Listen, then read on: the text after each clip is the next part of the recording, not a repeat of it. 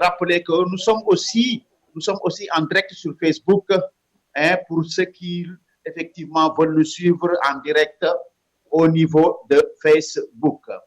Donc, je disais tantôt que effectivement, les jeunes se mobilisent au niveau du FNDC. Les femmes se mobilisent au niveau du FNDC.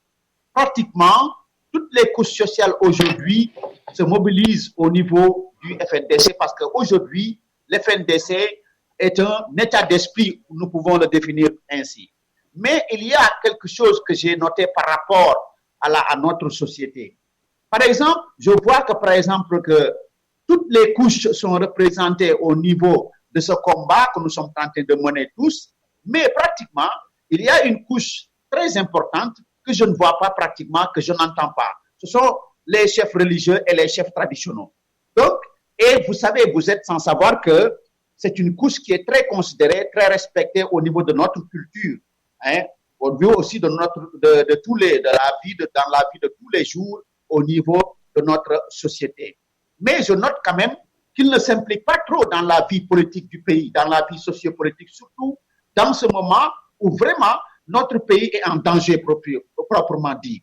À part, par exemple, le Kuntigi de la Basse-Guinée, Elhadj Sekouna Souma, que nous remercions et que nous félicitons, que nous encourageons de passage, qui a pris effectivement, lui, une position très claire par rapport au projet de tripatouillage de notre constitution.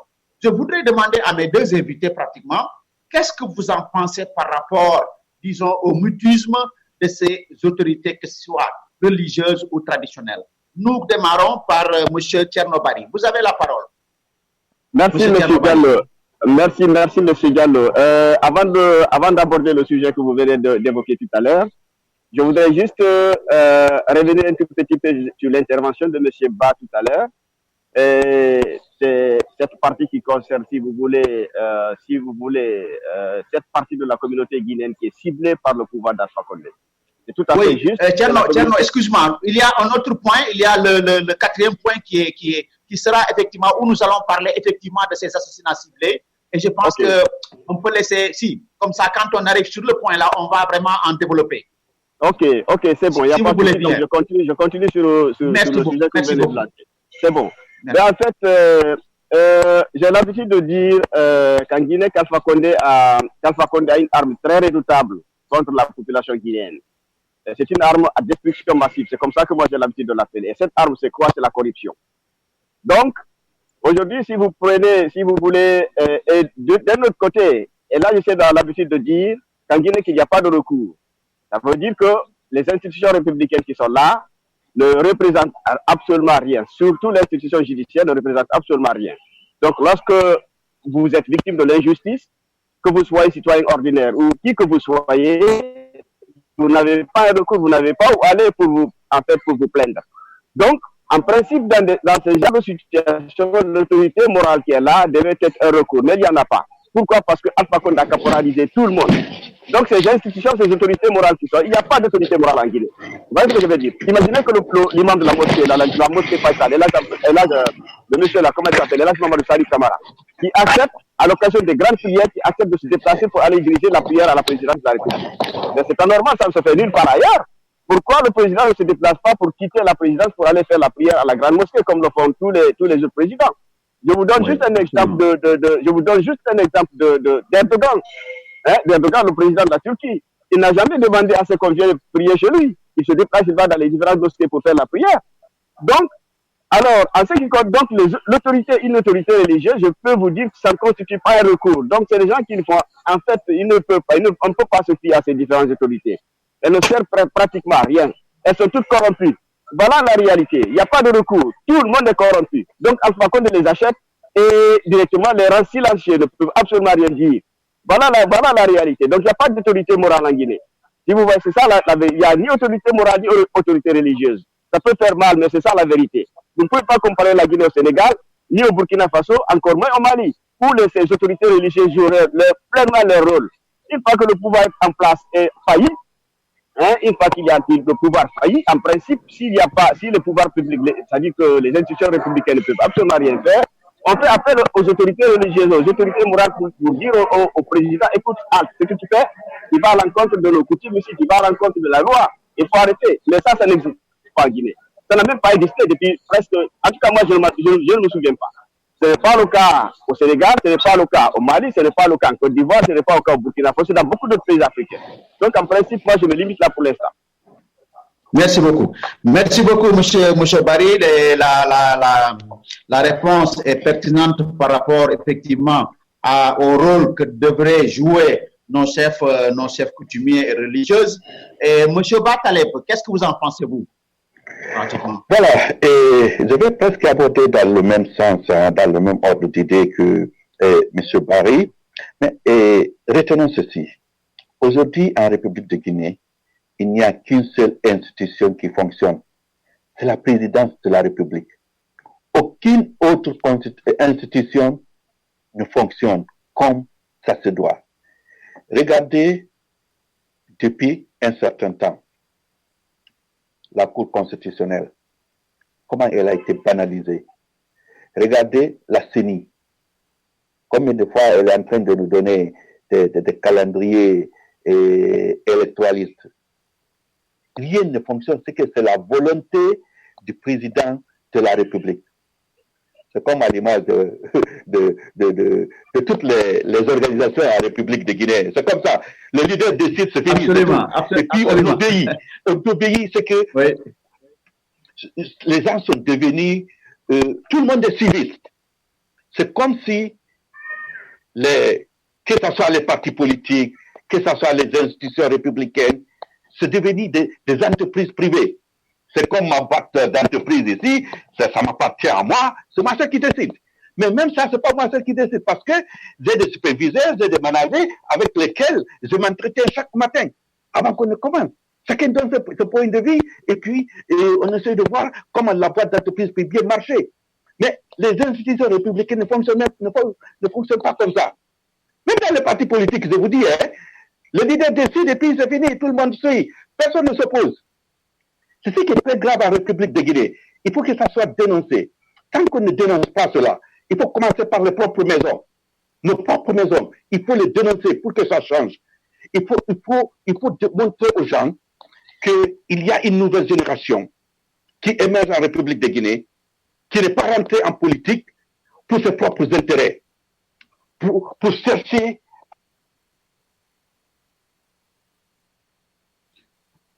Votre micro est fermé, M. Barry. M. Bar. Oui, ensuite nous avons en ligne M. Mamadou Nyaleng Barry, consultant international en économie financière basé à Washington. M.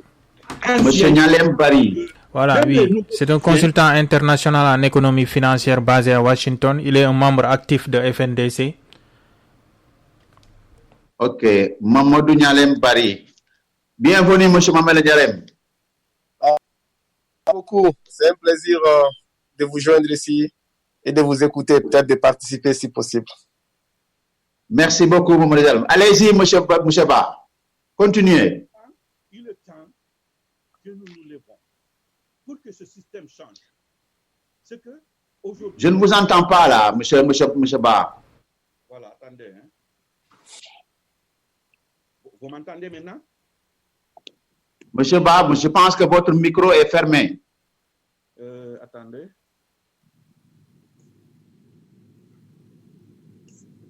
Non, le micro n'est pas fermé. Monsieur Ba, je pense que votre micro est fermé. Hein? On ne vous entend plus. Ok. Est-ce que vous m'entendez maintenant? Voilà, maintenant si. Allez-y, allez-y. Voilà, les écouteurs, peut-être l'écouteur est déchargé. Ce que je suis en train d'expliquer ici, en République de Guinée, c'est que le problème que nous avons ici aujourd'hui, c'est un problème de système. Et ce système, il faut que les gens comprennent. Quand on parle de système, ici aujourd'hui, on ne parle pas seulement du système d'Alpha Condé ou du système qui était là avec le général Lansana Conté, le système qui était là avec Sékou Touré. Parce que, je vous dis, même dans certains partis politiques aujourd'hui, le leader décide et puis c'est fini. Tout le monde s'aligne derrière cela. C'est que il faut que cette nouvelle génération se lève pour qu'on pour qu'on montre aux Guinéens, nous sommes là, pas pour chercher des intérêts personnels, mais plutôt pour aider cette pauvre population guinéenne. Et nous en avons des exemples qui ne finissent pas. Parce que il faut, je le disais, la seule institution qui fonctionne, c'est la présidence de la République, c'est fini. Donc, cet exemple-là, aujourd'hui... Et ça fonctionne entre guillemets. Ça fonctionne entre guillemets. Voilà, même ça fonctionne parce que c'est une seule personne qui décide. Et je vous dis, cet exemple aussi se répercute même dans les partis politiques, même qu'ils se disent d'opposition. Ils fonctionnent, ces partis fonctionnent aussi à l'image même de Sékou Touréa. Le président décide et puis c'est fini.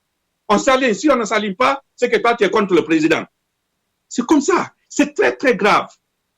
Il faut que cette nouvelle génération se lève pour qu'il y ait un changement radical.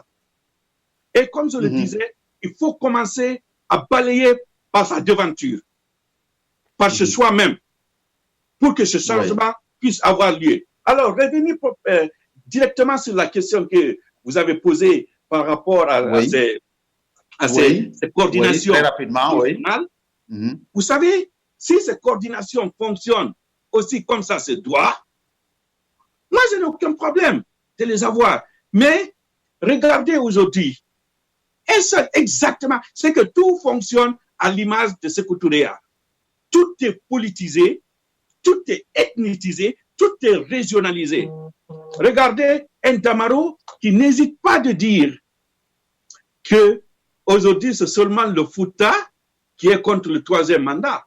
Dieu merci, je reconnais la démentie. Je reconnais à démenti Alpha Condé, je reconnais à démenti Damaro, je reconnais à démenti Kassouri, qui se permet d'aller actuellement au Fouta pour corrompre les gens avec l'argent de l'État. C'est très grave. Donc, si ces coordinations acceptent de fonctionner de façon indépendante, elles auront du pouvoir, elles auront de la puissance, elles seront respectées. Mais ce n'est pas le cas. Aujourd'hui, ils préfèrent accepter des billets de banque et au dos de la population. C'est ce qui est très grave. J'ai vu une vidéo d'un imam de Bamako. Le Premier ministre l'a envoyé un montant pour le corrompre, mais publiquement, il a renoncé à cet argent, à cette offre. Mais nos gens en Guinée, bon, quand même, Elas Kouna a fait un bon exemple. Je pense que l'un d'entre vous en a parlé. Mais c'est des exemples qui sont rares aujourd'hui en République de Guinée. Il faut que les gens arrêtent de penser ethnie, il faut que les gens arrêtent de penser région et qu'on mette le pays devant. Et comme je le disais, il faut que la nouvelle génération commence à sortir, commence à se débarrasser de ce complexe. Si je dis ceci, ils vont me traiter d'ethno ou de régional. Mais si tu penses que ce que tu dis, ce que tu avances, ça va bénéficier le pays, il faut le faire. Il faut s'engager. Il faut que nous acceptons à nous engager. Et il faut commencer à dénoncer nos propres maisons. C'est-à-dire, si ça ne se passe chez moi, il faut que j'aie le courage et l'honnêteté intellectuelle de le dénoncer publiquement, mais avec de preuves à l'appui. Il ne faut pas seulement le dire pour diffamer la personne. Voilà. OK. Merci beaucoup, M. Ba. Nous avons bien compris, nous avons bien saisi. Donc, engageons-nous, disons, dans le bon chemin, dans le sens quand même de dénoncer nos tares et effectivement d'encourager ceux qui travaillent, ceux qui font bien les choses, ceux qui respectent les lois de la société, mais aussi dénonçons, même chez nous, dans notre maison, ceux-là qui ne font pas cela. Donc, je crois que le message a été très bien entendu. Donc, très rapidement, je vais aller vers M. Nyalem Bari. M. Nyalem Bari, vous nous avez trouvé, on a fait un commentaire sur la manifestation des femmes de mardi passé, mardi 19, et vous nous avez trouvé sur le second point qui parle effectivement, disons, de la non-implication des chefs religieux et aussi des chefs coutumiers au niveau, disons, du combat que le FNDC est en train de mener. Je te donne 2 minutes avant la pause pour qu'on puisse t'entendre.